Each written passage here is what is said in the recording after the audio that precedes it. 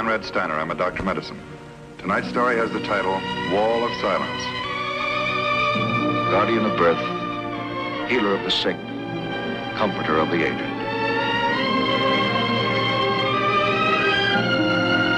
And the qualities of the worthy physician are three: the eye of an eagle, the heart of a lion, the hand of a woman.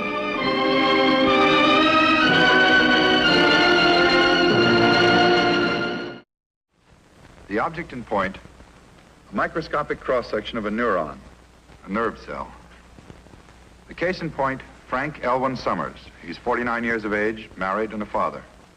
A newspaperman for 30 years, Summers is now editor of a metropolitan morning paper. He's a careful, systematic man whose life centers around his home and his family. He takes every reasonable precaution to keep himself in good physical condition. But it's debatable that a man has much to say about his destiny.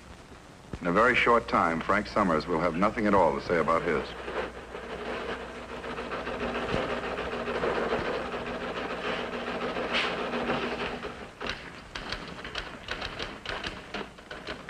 You want to check this wire copy, Mr. Summers?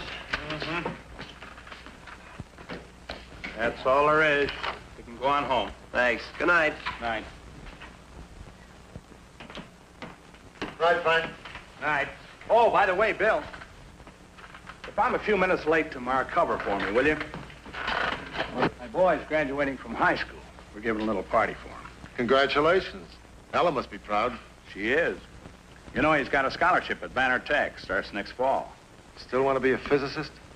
What he knows already scares me. Every time we get a break on a new atomic weapon, Phil has to explain it to me. Well, I'm glad to hear of someone going into a respectable business. Don't worry, Frank. I'll cover for you. Thanks.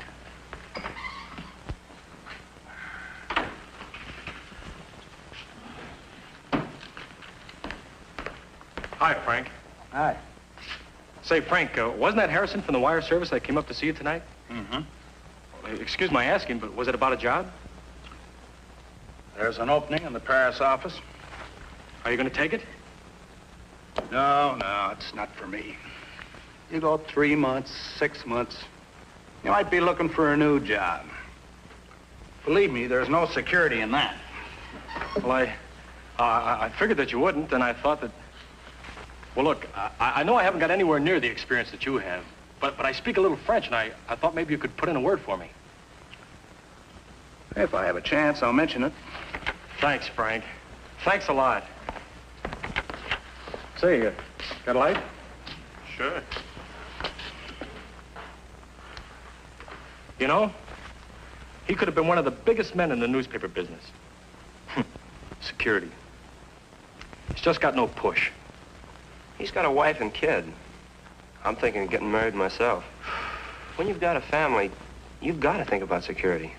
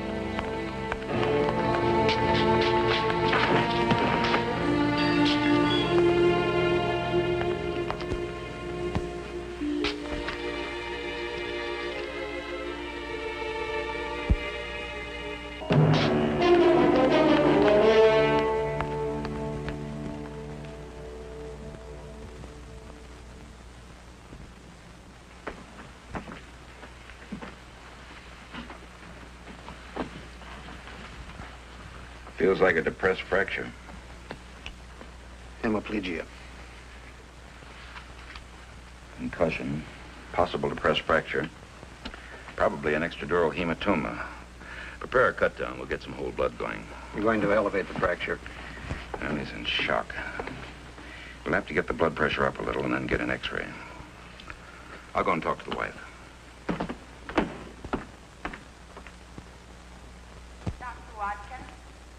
Dr. Watkins? Mrs. Summers? Yes. How is he, Doctor? Well, he hasn't regained consciousness. It's impossible to tell just yet how extensive the damage is. But he's going to live? He may have a depressed fracture of the skull. We're getting an x-ray now. If he does, we'll have to elevate the fracture to remove the pressure on the brain. It'll be a while before we have our answer. I'll let you know as soon as I've seen the x-rays. Doctor, would you tell him, if he wakes up, that I made our boy go to school for his graduation today? I know it's what Frank would want. Tell him that if he wakes up. He'll want to know. All right, Mrs. Summers. Frank's always been so strong. A thing like this could possibly... The x-rays will tell us a lot more, Mrs. Summers. Laswell? Dr. Laswell?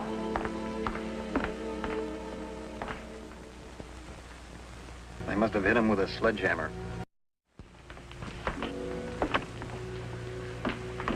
Doctor, the nurse called and said he'd regained consciousness. Yes, he has. Oh, thank heaven. I was so worried. It's been 3 days. He's definitely out of danger now. Well, he's in no immediate danger, Mrs. Summers. Can I see him? Well, there are a few things I'd like to discuss with you. Well, just let me tell him I'm here. Frank, I was so worried. How do you feel, darling? Frank, what's the matter? Doctor, what is it? I tried to tell you, Mrs. Summers. Your husband can't speak just yet. I think you'd better come outside with me.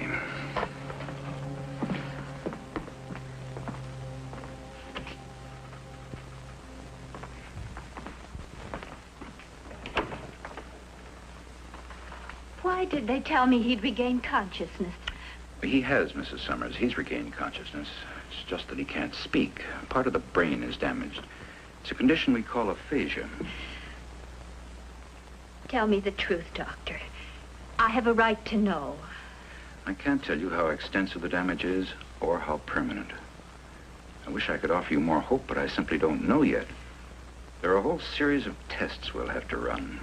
Tests that will tell us the extent of brain damage and help us determine the amount of motor weakness.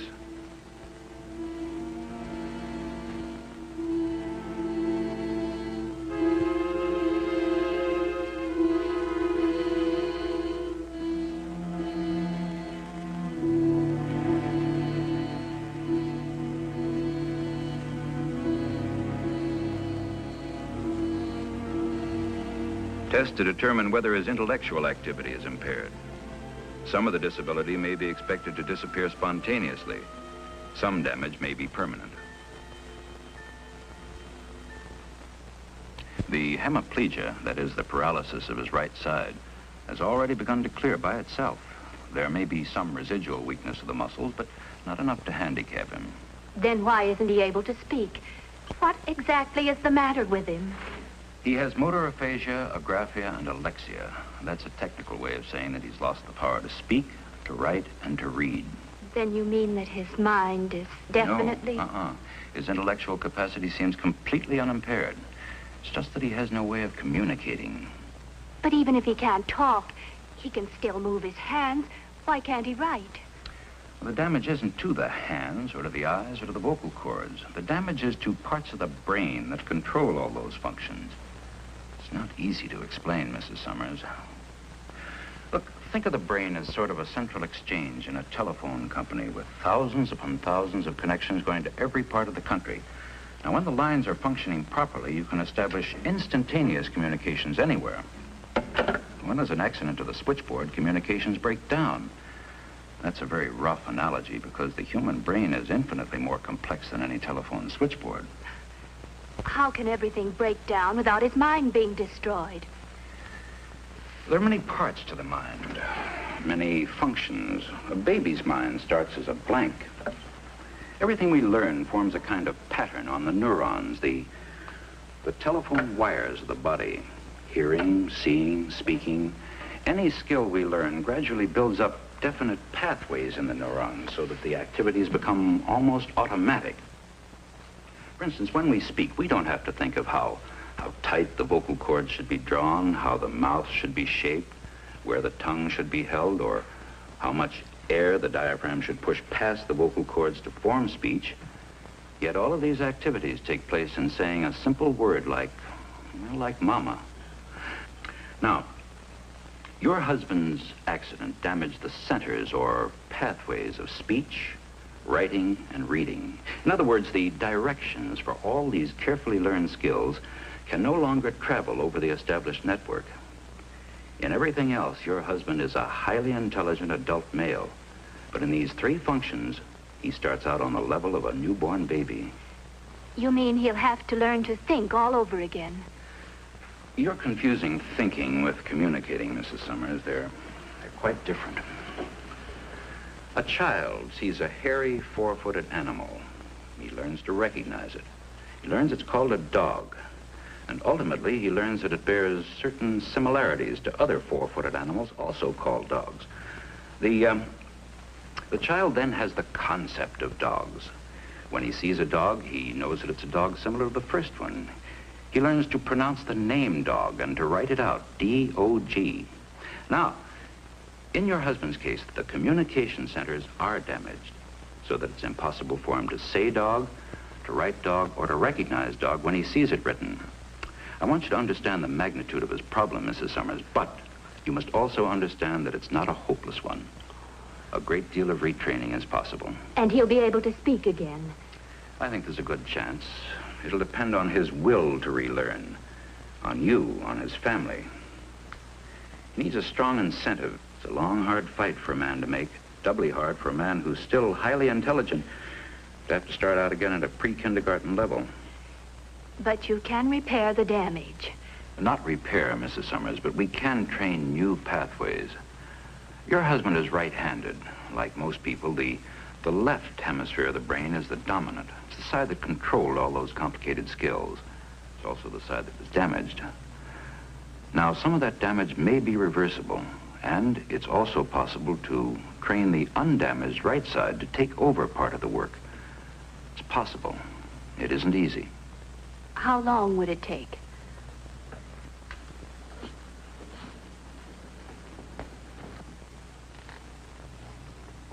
With luck, perhaps a year. A year?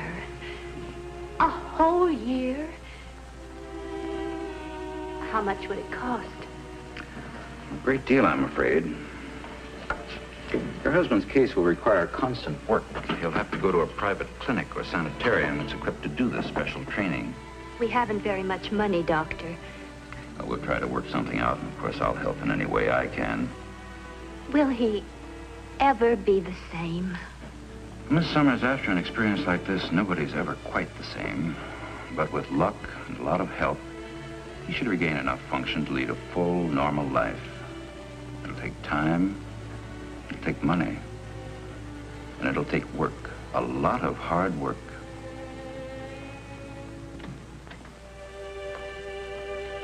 Dad, you're looking fine, just fine. I just wanted to tell you that everything's going to be all right at home. Got a job.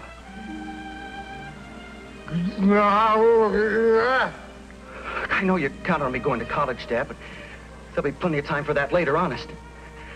It's a good experience for me to do a little work. You know how you're always trying to tell me the value of $1? Now I got a chance to learn. Mama's talked to them at the book department at Almaris. She wants to work part-time. You just get yourself well, Dad. We're doing fine, just fine. And we want you to come home real soon. Well, I'll see you later, Dad.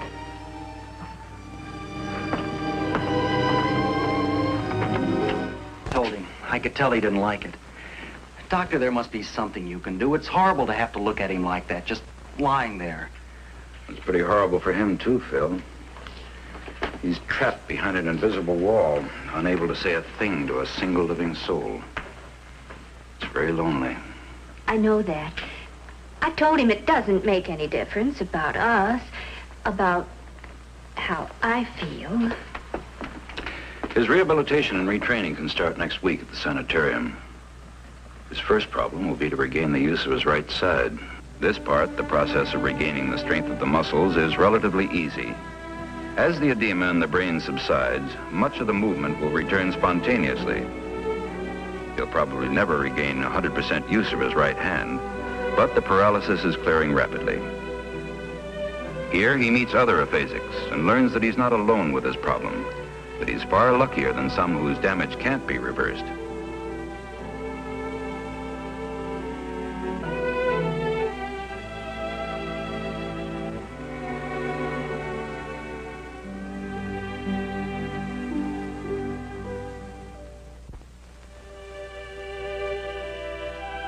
At last, when he's well enough to care for himself, to live at home, returning to the sanitarium only during the day, he begins the really difficult part of his training. Cup.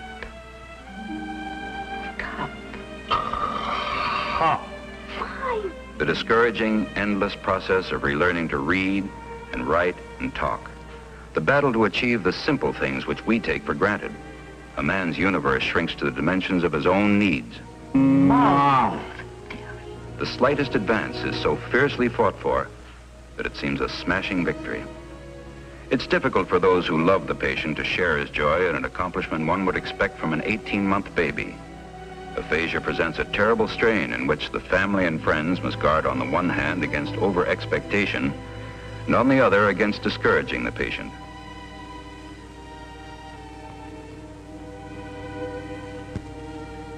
Hello, I'm fine. Hello, I'm fine. That's excellent, but I think we'd better stop. Better not overdo. Hello, I'm fine. Hello, I'm fine. Hello, I'm fine.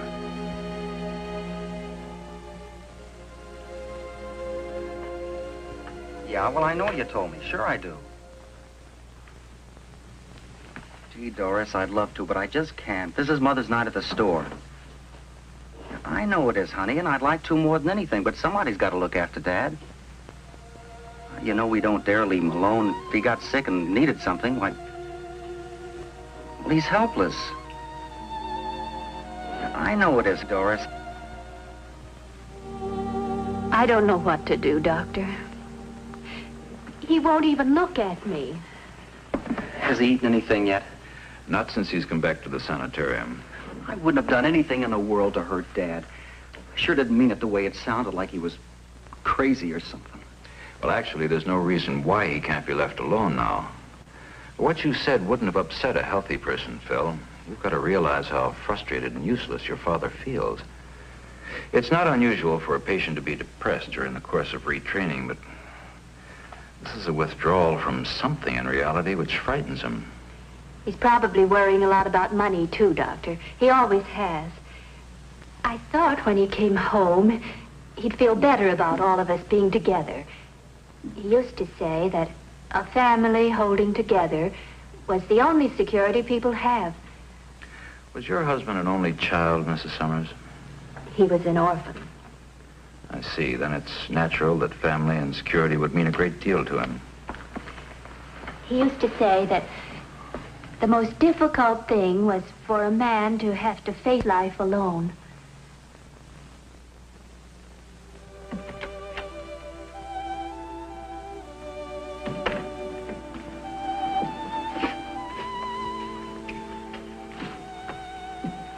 Good evening, Mr. Summers.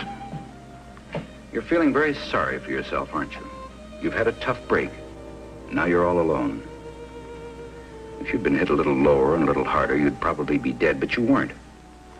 And now you feel you're a burden to your family. You're all alone behind a wall of silence. And you are alone. Every man is alone.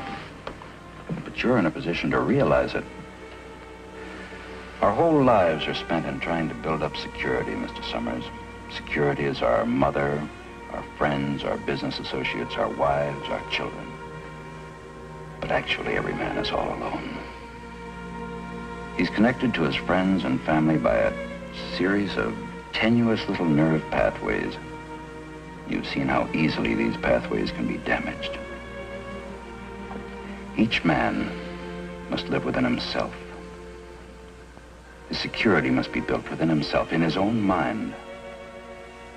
Once a man has security within himself, nothing can shake it. I don't say that the things outside aren't important, But until a man has inner security, he can't fully appreciate his friends or his family or the world. You'll be able to reestablish contact with the outside world, Mr. Summers. You keep working the way you've been working, and you'll be out of here in a few months. But until you reestablish contact, you've only yourself. You might almost regard it as an opportunity, Mr. Summers. So many people go through their entire lives without ever getting to know themselves. Miss Blanchard will expect you in speech therapy in the morning.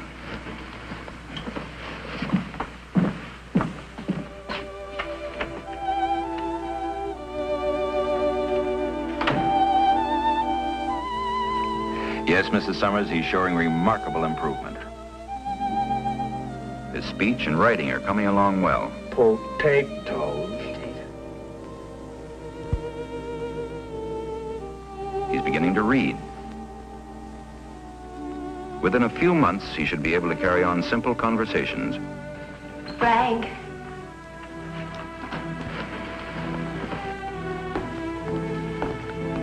Hello, Ella. I'm glad to see you.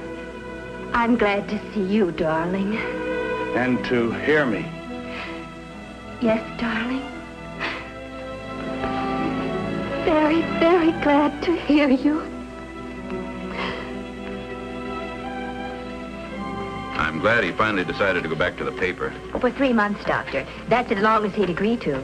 After that, he's going to try the wire service job. I'll take these down to the car, Dad. All right, Phil, thanks. Frank, you've made a remarkable recovery. I don't have to remind you how hard the struggle was, and it's not finished yet. You've got to expect a lot of emotional problems. No matter how well you adjust, it may be difficult for others to readjust to you, even at your old job. When you talk about going to a different country and plunging into something new... I plunged into something entirely new over a year ago. You're right, Doctor. It wasn't easy. But I learned something along the way, or you taught me something. Security is inside. I'm going to do what I've always wanted. At least on a trial basis. Now, maybe it won't work. Maybe I can't handle it. And maybe we won't like Paris. At least I can say I tried. Well, I'd advise you to wait and see how you make out at the paper before you come to any decision. You have your family to consider, too. Oh, I think every man deserves a chance, Doctor. Even a long shot. We're going to sell the house. I've had 2 good offers for it already. They're giving Phil his scholarship despite the delay. He goes to college next month. Well, perhaps you can do it. But I wouldn't be doing my job if I didn't warn you you're fighting off a lot of problems. Well, the paper can always use men of Frank's experience. If the worst comes to the worst, we'll have had a wonderful holiday. It won't come to the worst. I've been out buying books for us. Just to make things more difficult, we're going to have to learn French. Learning French should be a cinch to a man who's just learned how to speak English. Already, Dad. Thanks, Phil. You know, it's funny. I spent a whole year relearning how to talk. Now I can't say any of the things I want to do. Just say thanks. I wish you luck, both of you. Thousands upon thousands were doomed to live out empty, useless lives, bedridden, helpless, alone. Medical science has no ready answer for the problem of damaged brain cells. There is still much need for more research, more trained personnel, more facilities. But work is continuing, and every day more and more aphasics are finding ways to break through their wall of silence.